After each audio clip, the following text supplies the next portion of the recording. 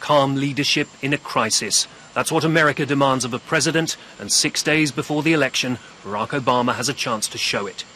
He travelled to New Jersey, the Atlantic state that was in the eye of a superstorm, to see the damage, to speak to those who lived through it. And this is the New Jersey President Obama will find. Scenes of utter devastation in the town of Seaside Heights, quaintly named and pounded by water. Homes have been destroyed. This is the mangled metal of what was an amusement park. In Hoboken, New Jersey, across the Hudson River from Manhattan, we found waterfront neighbourhoods all but cut off. Some attempted the watery drive. He didn't make it to the other side. This man told me he'd had to climb out through the car window. He'd come back to take photographs for the insurance company. Those without power bedded down for a second night in shelters set up by the Red Cross. At this school in Jersey City, we met Tiffany Phillips, who was forced out of her home in a hurry with 3 young children. All the water started coming into the house, so I literally just made it out because the water ended up being more than waist high. So our downstairs is completely just done. Here in New York, the scale and power of the storm becomes ever clearer.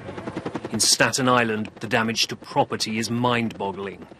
Rescuers have put their lives on the line to save others. Here, a police helicopter plucks stranded residents from a rooftop. But the human cost of this disaster is rising. Dozens of victims whose names are slowly emerging. Among them, Artur Kasperzak, an off-duty policeman who died after helping others escape. At the heart of the city, life is slowly returning to normal.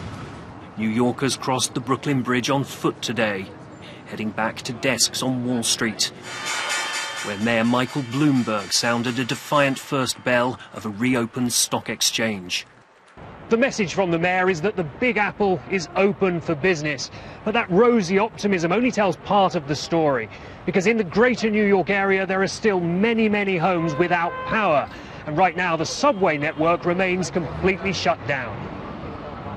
This is the scene at one subway station in Lower Manhattan, where on Monday night the waters rose from track to ceiling. The mayor's office says parts of the network will reopen tomorrow. This is a city that has survived worse than Sandy, but New York is again deeply scarred, and questions are being asked about disaster preparedness, here and all along the eastern seaboard. Questions to test those who would lead America. Steve Kingston, BBC News, New York.